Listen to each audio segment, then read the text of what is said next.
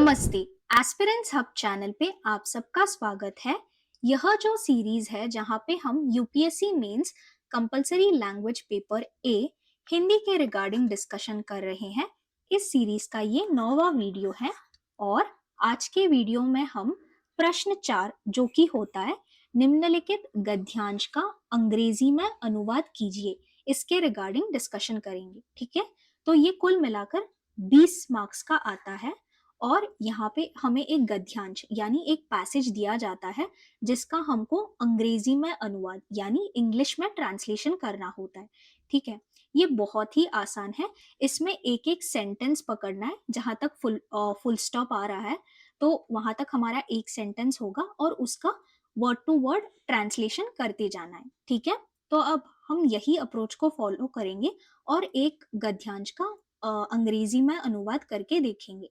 ठीक है, तो यहाँ से स्टार्ट करते हैं। कुटीर उद्योग या लघु उद्योग की चर्चा आज भारत में एक बार पुनः बल पकड़ रही है। यहाँ पे फुल स्टॉप है तो यहाँ एंड करेंगे। ठीक है, सो नीचे देखिए, the discussion about cottage industries और small scale industries is once again gaining momentum in India. ठीक है, यहाँ पे एंड हो गया। नेक्स्ट ऊपर देखना, इस प्रकार के उद्योग धंधों के मूल में ऐसे घरेलू किस्म के छोटे छोटे काम धंधों की परिकल्पना छिपी है जिन्हें छोटे से स्थान पर थोड़ी पूंजी और श्रम से स्थापित कर कोई भी व्यक्ति उत्पादन का भागीदार बने अपनी रोजी रोटी की समस्या हल कर सकता है।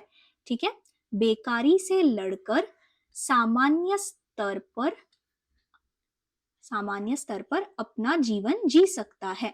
यहां तक कर लेंगे, ये थोड़ा बड़ा सा है बट ठीक है।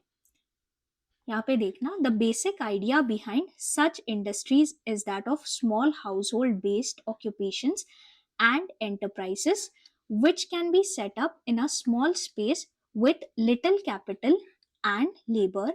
In this way, any person can become a participant of production, solve the problem of livelihood, fight unemployment and lead a normal life. ठीक है, यहाँ पे नेक्स्ट, भारत जैसे देश के लिए इस प्रकार के छोटे उद्योग धंधे ही हितकर हो सकते हैं।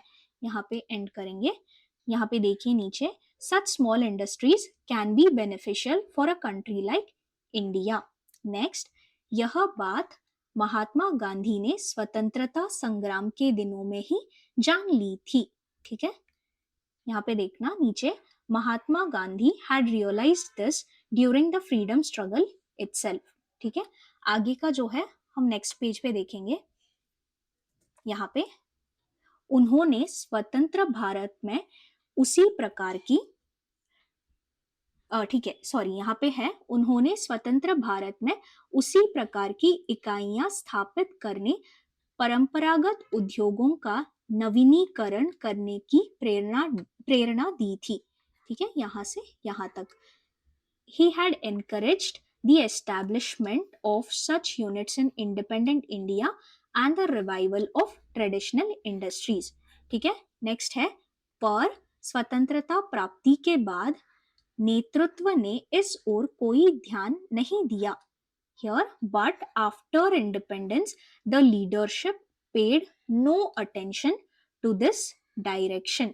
ठीक है, फिर बड़े बड़े उद्योग धंधे यहाँ पनपे और वह भी समर्थ लोगों की निजी संपत्ति बनकर रह गए। इसका मतलब large industries flourished here and they remained the private property of wealthy people. ठीक है, नेक्स्ट, इधर बढ़ती जनसंख्या, शिक्षा का प्रचार, जागृति, अधिकारों की मांग और पहचान, बेकारों की निरंतर लंबी होती पंक्तियां, इन सब ने आज के जागरूक चिंतकों को विवश कर दिया है कि देर से ही सही देश की इस प्रकार की बढ़ती समस्याओं से निपटने के लिए गांधीवादी सूत्रों को अपनाएं। ठीक है, यहाँ तक। Meanwhile the growing population, spread of education, awareness, demand for rights and recognition, and the ever-growing number of unemployed people have compelled today's thoughtful people, though somewhat late, to adopt Gandhian principles to deal with country's growing problems. ठीक है, इसके बाद जो कि यहाँ की आवश्यकता पूरी कर सकते हैं. ठीक है, these principles can meet the needs of the country.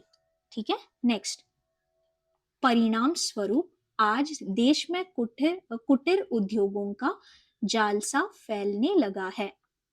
Last line, as a result a network of cottage industries has begun to spread across the country. ठीक है, बहुत ही आसान है. और जैसे कि हमने दूसरे वीडियो में देखा था, अगर आपने एक बहुत ही अच्छा ऐसे लिखा तो आराम से आप 60 से 70 अंक ला सकते हैं. और यहाँ पे अगर आपने अच्छे तरीके से ट्रांसलेशन भी किया तो आपको 20 में से एटलीस्ट 10 नंबर आराम से मिल सकते. तो ये दो जो क्वेश्चंस है, निबंध और अंग्रेजी में अनुवाद करना, तो यहाँ पे भी आप लीड ले सकते हैं. बाकी का पेपर आपके लिए बहुत ही आसान होगा. ठीक है, तो इन पर ज्यादा फोकस करिएगा और अच्छे तरीके से एग्जाम में इनको लिखना. ठीक है, आज के वीडियो के लिए इतना ही. अगर आपको कोई भी डाउट है तो कमेंट सेक्शन में पूछ लेना और मैं बता दूंगी.